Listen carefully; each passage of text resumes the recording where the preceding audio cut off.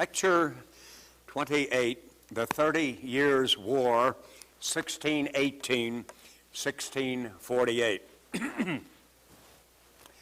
I call your attention to those very dates. You'll recognize that 1618 was the conclusion of the Synod of Dort, where Calvinism was defined in relationship to Arminianism, and 1648, the Westminster Assembly, which was drawing up the Westminster Standards, was concluding its work. Number one, the Reformation and Trent, having settled the doctrinal issues decisively, nothing was left but to settle the existence issues on the field of battle. As I said, during the 16th century, it was always evident, since both contesting religions believed in the legitimacy of a liaison with the state and the use of force and military battles when absolutely inevitable and necessary. There were outbreaks of war, the Smalcaldic War and other wars before the final one, which at least settled what I'm calling here the existence issues in what we call today the 30 Years' War. Two, Christianity was not yet ready to let heresy and truth live side by side until the day of judgment. Most of us in the 20th century consider the fathers of the 17th century rather benighted in that area. We feel we've advanced far beyond them and recognize that you're just going to have to live and let live. And Catholicism and Protestantism can be preaching conflicting gospels, but that has to be permitted in a civilized society, and people who have no belief in the gospel at all must be given a right to teach and preach their unbelief, and people who aren't even religious also have a right to exist. That's our attitude, and I think most of us would agree that that's about the only way we can live in a modern society where people have very, very divergent opinions, but at the same time that we recognize perhaps the inevitability in a pluralistic society of this kind of tolerationism, we ought to be aware at the same time that what we're doing is allowing people, all people, to go to hell their own free way. How often do you have it called to your attention that that's what it amounts to? We're all champions of toleration and liberty. We all want everybody to think what he pleases, but certainly evangelical Christians have to think that when we allow the Jehovah's Witnesses to go from door to door, and the Mormons to propagate their doctrines, and the Roman Catholics to attack justification by faith alone, we're tolerating people's living in open defiance of the Word of God. Now, the one thing we have to do, even though we're ready to die for their right to go to hell, is to warn them at least as lovingly and affectionately as we can that in our opinion, which we're not going to enforce with a sword or by imprisonment or torture or inquisition or anything, but in our opinion, for the sake of civilization and of not being at each other's throats all the time in a state of constant civil war, we're allowing this toleration, but the price is that no one is raising any resistance to you self-destructing. I want you to know, I want the Jehovah's Witnesses and the others to know that I'll defend their right in calling at the doors of my people, for example, and trying to seduce them to unbelief and certain perdition and so on, but that they are going to be endlessly. As a matter of fact, one time the witnesses were stopping at my door. We're way out in the country in western Pennsylvania. You almost have to have a dog team to get there and so on, but those witnesses get there.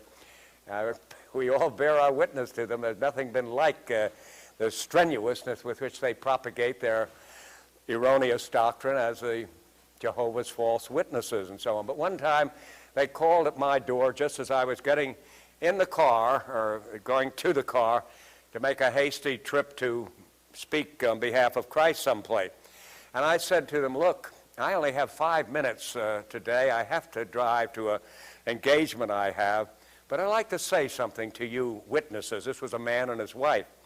I said, suppose for the sake of argument you're right. Jehovah's Witness doctrine is right. What's going to happen to me? Well, the worst thing that's going to happen to me, according to your theology, is that I'm going to be cut down in the impending war of Armageddon. It may come in my lifetime, though you've been postponing it for 50 years now and so on, so I might escape even that. But the worst thing that will happen to me, according to your dogma, is that I'll be slaughtered. I don't anticipate that, and I don't consider that something to look forward to with great pleasure, and I wish I could avoid it and so on. But according to your dogma, I may not be able to avoid it. Now, suppose, on the other hand, you're wrong. What's going to happen to you? You are going to eternal torment. You're going to indescribable agony from which there can be no release forever. You're going to hell. You deny hell, of course, I realize. You don't feel any threat by it, I know that. But I'm just simply saying, suppose you're wrong, as you theoretically admit you can be. You don't claim to be infallible interpreters of the infallible word. You theoretically could be mistaken. I theoretically could be right. If I'm mistaken, I'm cut down in a slaughter, and that's the end of me. If you're mistaken, eternal damnation. Now, my friends, I'm saying this is what we have to get over to people when we have an opportunity to them, that even while we defend their right to be at our door, including the Jehovah's Witnesses' persistent pursuit of that particular witness and so on, we ought to make it clear to them that this allows them to perish eternally. And the thing that distresses me most of all about the abuse of toleration is the way so many evangelical Christians don't ever tell people their peril. They're perfectly willing to stand up for the right of individuals to think what they please and believe what they wish and propagate as they're convicted and so on without ever warning them. I remind you what God said to Ezekiel: if they perish, you're going to perish with them if you have not warned them. If you warn them and they go on in their wicked way, they will perish, but you will not have their blood on your head. But if you don't warn them, you will. So let's remember, while we have a doctrine of toleration today that makes a 30 years war, thank God, obsolete, there's a sense in which the danger is far, far greater of actually letting people go to eternal perdition without the slightest warning. Number 3, the situation in 17th century Germany was like that in South Africa at the end of the 20th century.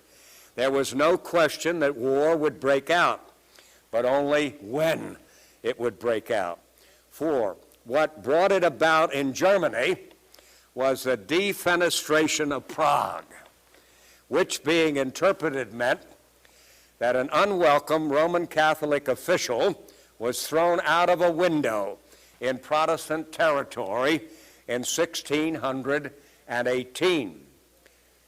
5, Rome declared war, and Protestantism had to defend itself, which it did very poorly at the first.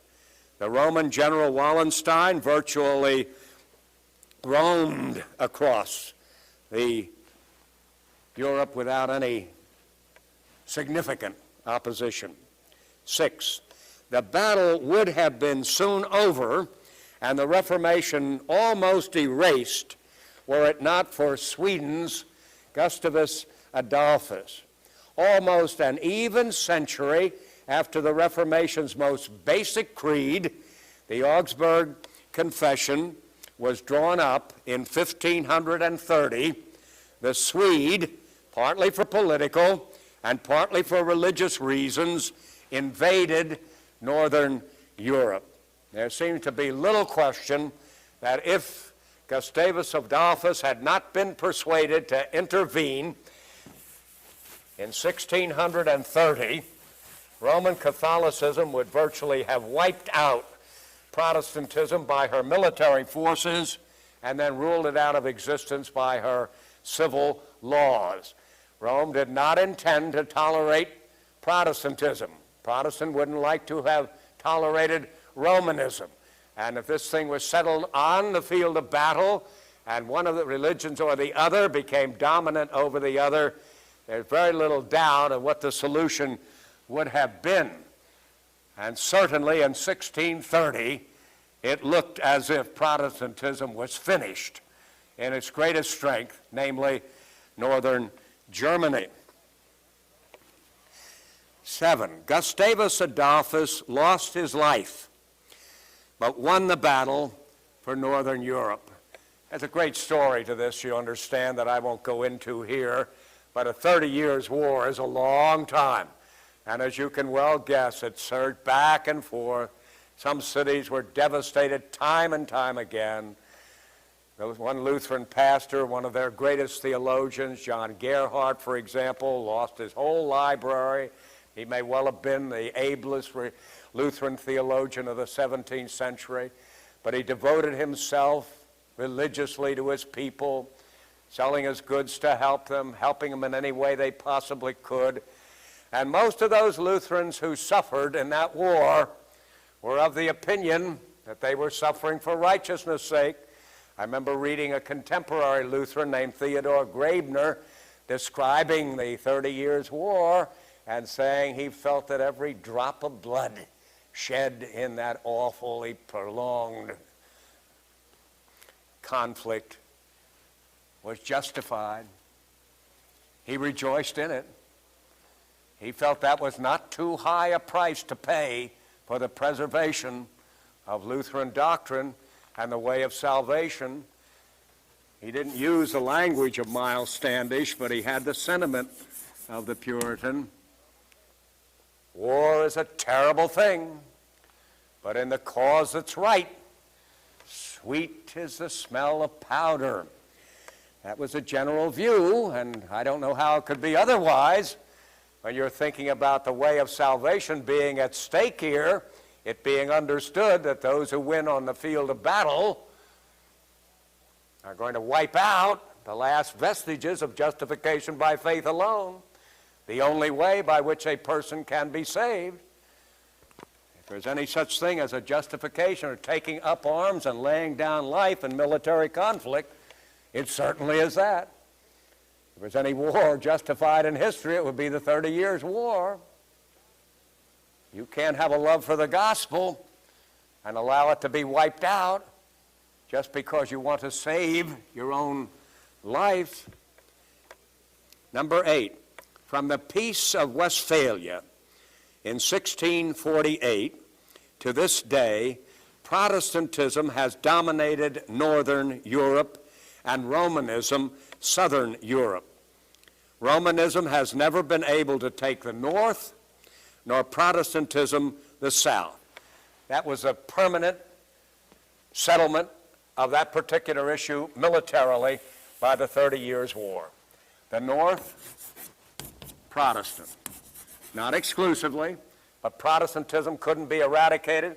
The south, Roman, not exclusively, but certainly dominant in that area. A place like Munich, for example, is often called the Black City because there are so many monks in the black garb and so on. Certainly it's overwhelmingly Roman, and the south of Germany to this day, the 20th century, it's overwhelmingly Roman, just as in the northern Germany, Protestantism prevails. Romanism has declined a great deal. Protestantism has declined. I think both of these have declined so much that you couldn't get a good battle going if you wanted to these days. I think there's a serious slippage in both of these traditions, and many people in each of them don't know what justification by faith alone means.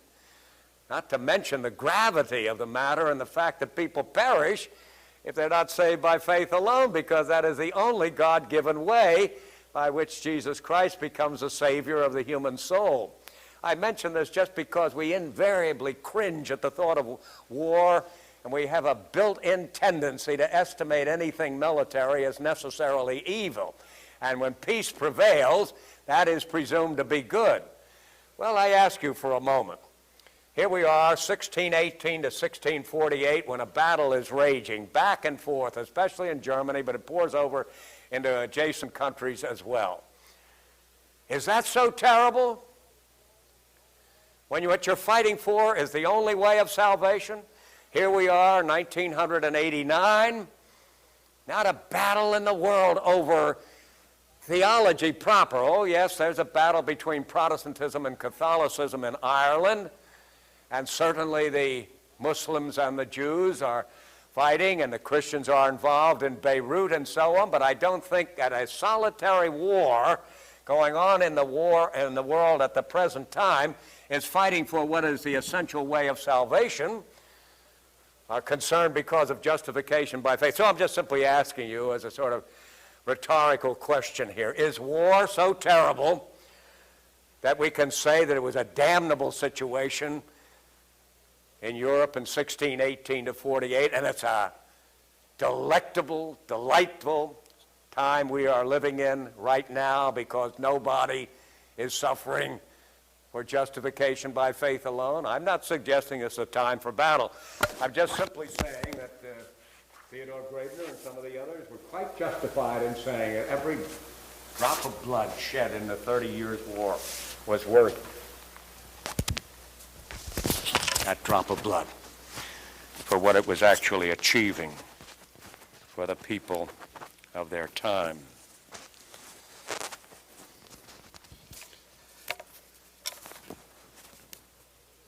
Number 9, it should have been called the Truce of Westphalia. That settlement of the war in 1648 in Westphalia, northern Germany, was called the Peace of Westphalia. I'm just simply remarking now in number 9. It should have been called the Truce of Westphalia because not until this century has either Rome or the Reformation recognized the religious right of each other to exist.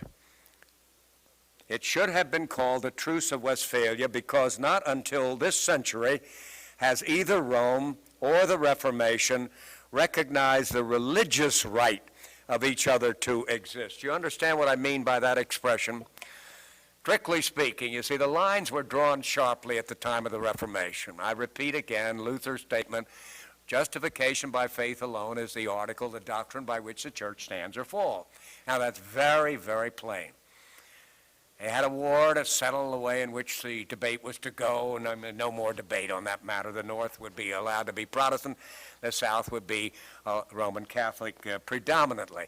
But what I'm saying, it should be called a truce because the real issue is not who wins the battle, but does truth prevail? Have we really settled that, which was the cause, ultimately, of the 30 Years' War, any more now than it was settled in the 17th century? I think not. But you see, that's the issue which some of us forget when the bloody battles are over. But that issue is incomparably more important than the bloody battles. And the bloody battles are only significant because they may have something to do with the preservation or the destruction of that indispensable witness by which a soul can be either saved or lost. Number 10, today the fortunes of Christianity have sunk so low that justification by faith alone has become negotiable with men, though God in his word seems not to have changed his mind. Reading I think I get in my perusal of contemporary religious literature is the harmonization between Lutherans and RCs on justification. And that is actually happening. And when I read the way it's happening, namely by an abdication of true dedication of this principle by Lutherans and a claim of abdication from their opposition to justification by spurious Roman Catholics, it is a heartbreaking experience indeed. I could almost wish we had another 30 Years' War. It would be worth it if it would bring people back to realize these issues are indispensable. This is what's really important. But we're living in an age when we actually think we have advanced because we no longer fight on the fields of battle matters that concern abstract principles like justification by faith alone. I hope I'm getting over to you, my good friends and hearers here, that we no longer battle now, and that's unfortunate. We don't have enough concern to go to battle about it. We couldn't care less. Whether people believe it or not is a matter of option. Here's that nasty word I keep mentioning all the time, fideism, beliefism, believe what you please. Ever tell you about my experience in Jackson, Mississippi when I was speaking at the college and seminary down there, and a man called me and asked for about 10 minutes to interview me for a little article in the paper. I said, I'd be glad to talk with you, and he came and he talked with me for 2 hours. And you know why he was fascinated with what I was saying? He met somebody who believed you could prove that Christianity was true and that it wasn't a legitimate option not to believe it. Now, there's a Reformed seminary down there, there's Belhaven College, there are all sorts of people who are saying the same thing I was saying, but for some reason or other, this particular journalist had never met those people, and he was of the impression in this fideistic age of ours, faithism age, when you believe whatever you please, that a man he was going to interview could well be known as a Calvinist, which means he took the option of being a Calvinist, and so on. But lo and behold, he argues that you have to be a Calvinist, and you have to be a Christian. And the man was passed in a kind of trauma. He just didn't think there were anybody left like that. Anybody who thought that something was true, and only that was true, and that it was disputably demonstrable, and that by reason and by biblical exposition you could prove it. So it came out that way. It's an interesting thing. He talked with me for a couple hours, and when he wrote the article that I read the next day and so on, that was a punchline without doubt. This Dr. John Gerstner believes that you can prove Christianity, and you can even prove a particular variety of it. And this fellow, you could see, he'd never heard tell of such a thing as that, though, as I say, there are hundreds and thousands of people of my persuasion, but they don't seem to have crossed his line. In his opinion, this is an age in which you don't even dispute, much less fight about. He would absolutely pass into trauma at the thought of going to war to preserve the doctrine of justification by faith alone. That a person would even go into logical war or into rhetorical battle in order to prove it. Dumbfounded him. He wasn't unkind. He wasn't patronizing. He was just in a state of stupor. He didn't think anybody proceeded that way anymore. He considered himself a Christian. He was a member of one of the local churches and so on. But it never occurred to him that that was necessarily true, that he believed, or that he had to believe it, or that other people were in any way reprehensible for not. None of that sort of thing ever crossed his mind. I'm holding forth at length on this, my friend, just as we leave the 30 Years' War, just for the simple purpose of indicating that the Reformation was so serious right into the next century after it had begun that it was worth fighting for, it was worth dying for, and it was worth hanging on to through 3 long decades of brutal, ruthless, and in many cases, purposeless fighting, because many people just got into the habit of it and fought, and the reason for it was lost even by them. But the fundamental thing that started it, and the ultimate thing that kept it going, was a desire to hold on to what Martin Luther called the article, the doctrine, the justification by faith alone, by which the church stands or falls, and by which you, my dear friends, stand or fall. I think you have to admit that's worth 300 years of world war if it were necessary.